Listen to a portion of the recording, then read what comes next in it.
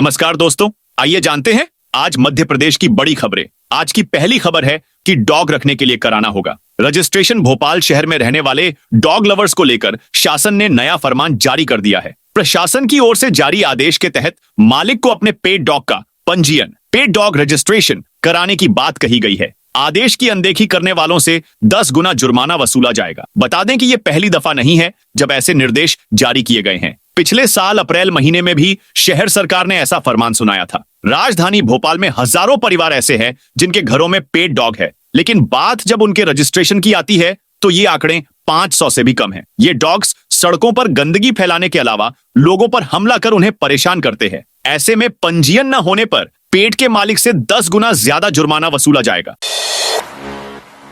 सरकार पशुपालकों को प्रति लीटर दूध खरीद पर देगी बोनस। मुख्यमंत्री मोहन यादव ने कहा कि प्रदेश को देश की डेयरी कैपिटल बनाने के लिए सरकार पशुपालकों को दूध की प्रति लीटर खरीद पर बोनस देगी। साथ ही पशुधन के लिए पर्याप्त भोजन उपलब्ध कराने के लिए 1 लाख हेक्टेयर सिंचाई रकबा बढ़ाया जाएगा। मुख्यमंत्री यादव रविवार को विक्रम विश्वविद्यालय में आयोजित पशुपालन विभाग और विक्रम विश्वविद्यालय की संगोष्ठी में शामिल हुए। दरअसल विक्रम विश्वविद्यालय में पशुपालन के डिग्री कोर्स की शुरुआत होने जा रही है। भविष्य में यह कोर्स अन्य विश्वविद्यालयों में भी राष्ट्रीय शिक्षा नीति 2020 के अनुरूप शुरू किया जाएगा।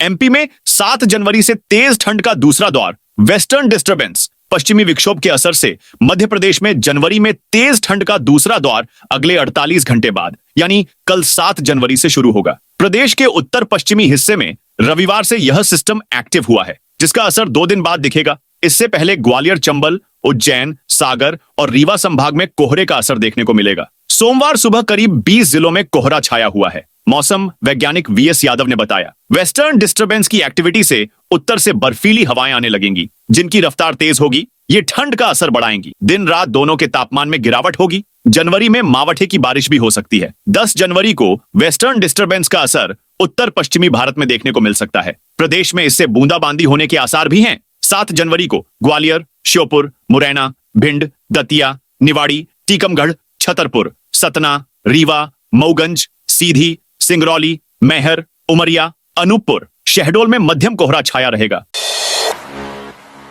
एमपी में एक और जिला बनाने की मांग तेज। मध्य प्रदेश के ग्वालियर अंचल को एक और जिला मिल सकता है। यहां सबलगढ़ शहर को जिला बनाने की मांग एक बार फिर तेज हो गई है। एक और भाजपा नेता जहां दिल्ली की दौड़ लगाते हुए केंद्रीय मंत्री ज्योतिरादित्य सिंधिया के पास पहुंचे, वहीं 5 जनवरी को सर्वदलीय बैठक रखी गई है, जिसमें सर्व समाज के लोगों सहित सर्वदलीय नेता भी मौजूद रहेंगे। बता दें कि मध्य प्रदेश में वर्तमान में 55 जिले हैं। वहीं कई शहरों और तहसीलों को जिला बनाने की दिशा में भी काम किया जा रहा है। 5 जनवरी को दोपहर 3 बजे पुरानी सब्जी मंडी में कैलारस क्षेत्र के सभी लोगों की मौजूदगी में 5 तहसील कैलारस, पहाड़गढ़, विजयपुर, वीरपुर एवं सबलगढ़ को शामिल कर 8 लाख से अधिक जनसंख्या की मांग उठाई जाएगी। यह आंदोलन जिला बनाओ संघर्ष समिति के नेतृत्व में हो रहा है।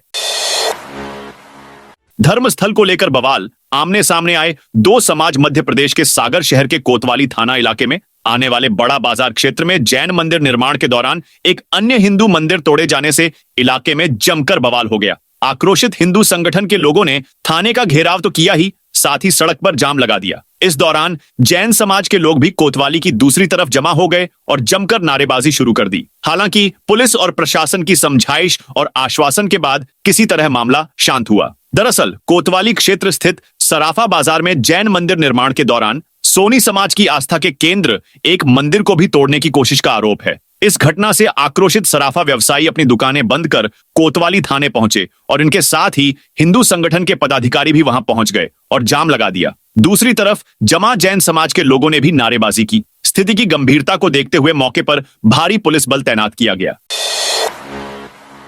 एमपी में पेट्रोल पंपों पर लागू हुई कैशलेस व्यवस्था। मध्य प्रदेश में पेट्रोल पंपों पर नकद भुगतान बंद हो गया है। यहां कैशलेस व्यवस्था लागू हो गई है, यानी अब पेट्रोल डीजल ऑनलाइन ही मिल रहा है। प्रदेश भर में एमपी पुलिस के पेट्रोल पंपों पर 1 जनवरी से यह नियम लागू किया गया है। सभी पेट्रोल पंपों पर नकद भुगतान बंद होने की सूचना चस्पा कर दी गई है। मपी के अशोकनगर में कलेक्ट्रेट के सामने स्थित पुलिस पेट्रोल पंप पर 1 जनवरी से नया नियम लागू हो गया है, जिसके तहत नकद भुगतान की व्यवस्था बंद कर दी गई है। विभाग के निर्देश के अनुसार ग्राहकों को अब डीजल पेट्रोल खरीदने के लिए ऑनलाइन भुगतान ही करना होगा। एमपी पुलिस के राज्य भर में स्थित सभी पेट्रोल पंपों पर कैशलेस व्यवस्था लागू कर दी गई है। एमपी को एक और वंदे भारत की सौगात। मध्य प्रदेश को एक और वंदे भारत एक्सप्रेस ट्रेन की सौगात मिल सकती है। प्रदेश को नई वंदे भारत स्लीपर ट्रेन मिलने की संभावना है। रेलवे द्वारा इंदौर से भोपाल होकर जबलपुर के रास्ते वंदे भारत स्लीपर वर्जन को नियमित रूप से चलाने की तैयारी की जा रही है। इससे पहले वंदे भारत स्लीपर वर्जन का रेक जल्द ही भोपाल रेल मंडल को उपलब्ध कराया जाएगा। इसका भोपाल से यूपी दिल्ली रूट पर ट्रायल लिया जाएगा। आधुनिक सुविधाओं से lace Vande Bharat sleeper version का कोटा के बाद भोपाल में ट्रायल करने की तैयारियों को तेजी से अंतिम रूप दिया जा रहा है। सौरभ शर्मा केस में कांग्रेस कर रही सीबीआई जांच की मांग। परिवहन विभाग आरटीओ के पूर्व आरक्षक सौरभ शर्मा मामले में कांग्रेस सीबीआई जांच चाहती है। प्रदेश कांग्रेस अनुसूचित जाति विभाग ने रविवार को मंत्री गोविंद सिंह राजपूत के बंगले के घेराव की तैयारी की है। तर्क दिया जा रहा है, जब घोटाला हुआ तब राजपूत परिवहन मंत्री थे, मंत्री पद से बर्खास्त किया जाना चाहिए। पूर्व विधायक पारस सखलेचा ने भी सीबीआई जांच की मांग दोहराई है। कहा कि बड़े मगरमच्छों को बचाने तथ्यों को छिपाया जा रहा है ताकि करोड़ों रुपए की अवैध वसूली के सूत्र उजागर ना हो। कहा कि बड़े मगरमच्छों को बचाने तथ्यों को मंजूर किया जबकि खिलाफ विभागीय जांच चल रही थी। खुलासा होना चाहिए कि 7 साल में उसने किन चेक पोस्ट पर किस हैसियत से काम किया। 8 चेक पोस्ट का प्रभारी किसके आदेश से और क्यों बनाया गया। सरकारी स्कूलों में 16 जनवरी से शुरू हो रही प्री बोर्ड परीक्षा। जेडी ने किया स्कूलों का निरीक्षण। रेमेडियल क्लास नहीं लगी मिली तो मॉनिटरिंग के दिए निर्देश। सागर सरकारी स्कूलों में परीक्षा काउंटडाउन शुरू हो गया है। 16 जनवरी से स्कूलों में प्री बोर्ड परीक्षाएं शुरू होनी है। इसके बाद फरवरी माह में बोर्ड परीक्षा शुरू होंगी। परीक्षा की तैयारी के लिए स्कूलों में कमजोर विद्यार्थियों के लिए रेमेडियल कक्षाएं लगाई जानी है। स्कूल के अतिरिक्त समय में पढ़ाई कराई जानी है, लेकिन स्कूलों में कक्षाएं समय पर नहीं लगाई जा रही हैं। स्कूल प्राचार्यों ने रेमेडियल कक्षाएं शुरू करने के लिए कोई समय सारणी ही तय नहीं है। नियमित रूप से रेमेडियल क्लास संचालित न होने से जिला शिक्षा अधिकारियों को सतत मॉनिटरिंग के निर्देश दिए गए हैं।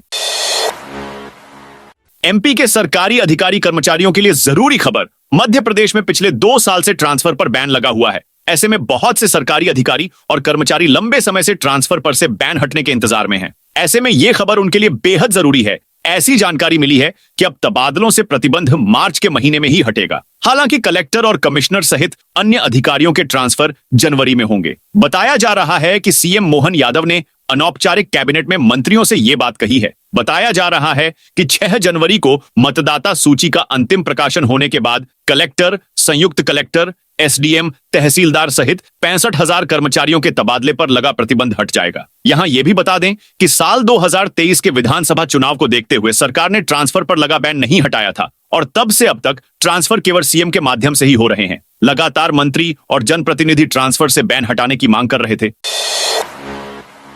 सड़क पर कचरा फेंकने वाले दुकानदारों पर अब कसेगा शिकंजा। दमोह में दुकान से निकलने वाले कचरा को अब सड़क पर फेंकना दुकानदारों के लिए महंगा पड़ सकता है। इतना ही नहीं, दुकान के सामने पड़ा कचरा भी दुकानदार का ही माना जाएगा। इसके लिए नगर पालिका ने सख्ती शुरू कर दी है। बीते 2 दिनों में 1 दर्जन से अधिक दुकानदारों के चालान काटे जा चुके हैं, जबकि अलग अलग क्षेत्रों में निगरानी के लिए लोगों को लगा दिया गया है। सीएमओ प्रदीप शर्मा ने बताया कि लगातार शिकायतें आ रही थीं कि दुकानदारों द्वारा सुबह झाड़ू लगाने से निकलने वाला कचरा, दिन भर निकलने वाला कचरा और शाम का कचरा भी सड़कों पर ही फेंका जा रहा है, जबकि नियमित कचरा कलेक्शन गाड़ियां बाजार में निश्चित समय पर पहुंच रही हैं। ऐसे में अब नियम लागू कर दिया है कि किसी भी दुकान के बाहर कचरा पड़ा दिखता है तो दुकानदार के विरुद्ध स्पॉट फाइन लगाया जाएगा। यह व्यवस्था हमने शुरू कर दी है।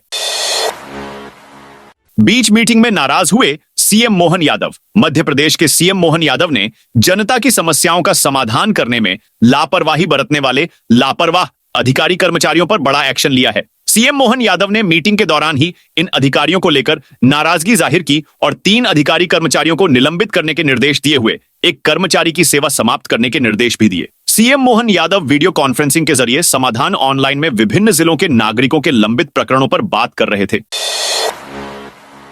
एमपी के कई बड़े शहरों को सीधा जोड़ देगा यह कॉरिडोर। मध्य प्रदेश में सभी शहरों के सुनियोजित विकास की पहल की जा रही है। इसके लिए बाकायदा विजन डॉक्यूमेंट तैयार किए जा रहे हैं। विदिशा में भी जिला प्रशासन विजन डॉक्यूमेंट 2047 तैयार करने में जुटा हुआ है, जहां प्रशासन का दावा है कि विकास को लेकर पूरा खाका तैयार कर लिया गया है। वहीं शहर के जानकार योजना में कई कमियां बता रहे हैं। विशेषज्ञों ने कई अहम सुझाव भी दिए हैं। इसमें दक्षिण कॉरिडोर बनाने की भी बात कही गई है। कॉरिडोर के माध्यम से न केवल प्रदेश के कई प्रमुख शहरों में विदिशा से आवागमन सुलभ हो जाएगा, बल्कि शहर की चारों दिशाओं में हाईवे या 4 लेन भी बन जाएंगे।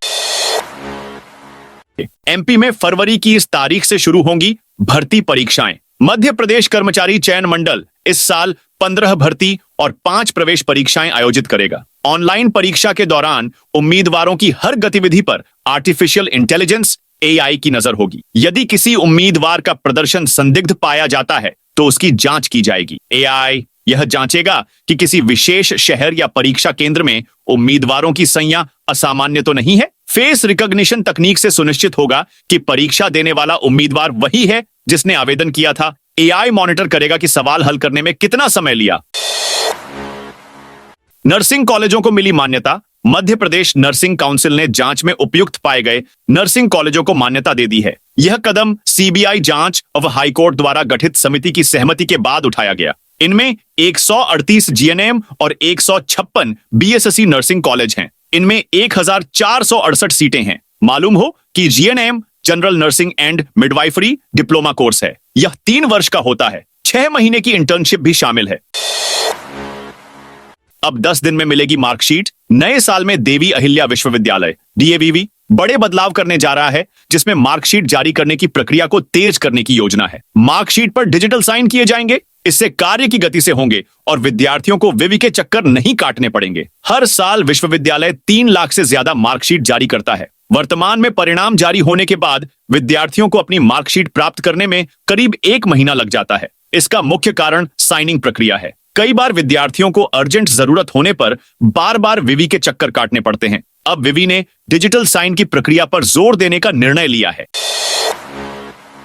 ट्रेड लाइसेंस को लेकर बड़ा अपडेट। मध्य प्रदेश के ग्वालियर शहर से नगर निगम द्वारा नोटिस जारी करने के बाद भी जिन व्यापारियों ने ट्रेड लाइसेंस नहीं बनवाए हैं, ऐसे व्यापारियों के खिलाफ अब निगम जुर्माने की कार्रवाई करेगा। नोडल अधिकारी राजस्व अनूप लिटोरिया ने बताया कि शहर के व्यापारियों को ट्रेड लाइसेंस बनवाने के लिए लगातार नोटिस दिए जा रहे हैं। उसके बाद भी कई व्यापारियों ने ट्रेड लाइसेंस नहीं लिए हैं। ट्रेड लाइसेंस की अवधि वित्तीय वर्ष 1 अप्रैल से 31 मार्च तक निर्धारित है। वित्तीय वर्ष समाप्ति उपरांत संबंधित व्यवसायिक व्यक्ति फर्म सोसाइटी को ट्रेड लाइसेंस का नवीनीकरण कराना होता है। ऐसे में 1000 रुपए तक का दंड प्रथम बार में एवं उल्लंघन करने पर 200 रुपए तक का प्रतिदिन की दर से अर्थदंड किया जाएगा। एमपी के 77 गांवों की बदलेगी तस्वीर। नए साल में मध्य प्रदेश के लोगों को बड़ी सौगात मिली है। इंदौर से महाराष्ट्र के मनमाड़ तक बनने वाली नई रेल लाइन का काम तेजी से चल रहा है। बीते दिनों पहले ही राज्यसभा सांसद सुमेर सिंह सोलंकी ने दिल्ली में रेल मंत्री अश्विनी वैष्णव से मुलाकात कर इंदौर मनमाड़ रेल लाइन के लिए अधिग्रहित की गई भूमि के मुआवजे को लेकर उनसे चर्चा की थी। उन्होंने पीएम नरेंद्र मोदी और रेल मंत्री अश्विनी वैष्णव का इस रेल लाइन के लिए आभार भी व्यक्त किया है। अब ऑनलाइन होगी थोक सब्जियों की बिक्री। गुरैया थोक सब्जी मंडी में भी अब कृषि उपज मंडी कुसमेली की तरह ही पीओएस मशीन का इस्तेमाल होगा। पीओएस मशीन से ही मंडी परिसर में किसानों की लाई हुई सब्जियों की बिक्री, तौल एवं भुगतान की जानकारी दर्ज होगी। इसके लिए पहले सब्जी किसान के मोबाइल में ई मंडी ऐप डाउनलोड करवाया जाएगा। किसान की समस्त जानकारी ऐप में दर्ज करने के बाद प्रवेश पर्ची जनरेट करवाई जाएगी। उसी प्रवेश पर्ची के आधार पर किसान के आलू, प्याज, अदरक एवं लहसुन की बिक्री एवं भुगतान की जानकारी दर्ज होगी। 250 सीटर मेडिकल कॉलेज पर खर्च होंगे 300 करोड़। छतरपुर मेडिकल कॉलेज का निर्माण इस वर्ष सितंबर तक पूरा हो जाएगा। इस कॉलेज के साथ 1150 बिस्तर वाला अस्पताल भी बनने जा रहा है, जिसकी स्वीकृति अभी लंबित है। हालांकि मेडिकल कॉलेज को मान्यता तभी मिलेगी जब अस्पताल का निर्माण पूर्ण होगा। यदि अस्पताल की मंजूरी में देर होती है तो जिला अस्पताल को अस्थायी रूप से अटैच किया जा सकता है। मेडिकल कॉलेज के निर्माण के लिए 300 करोड़ रुपए की लागत निर्धारित की गई है और यह कॉलेज 250 सीटों के साथ स्थापित होगा।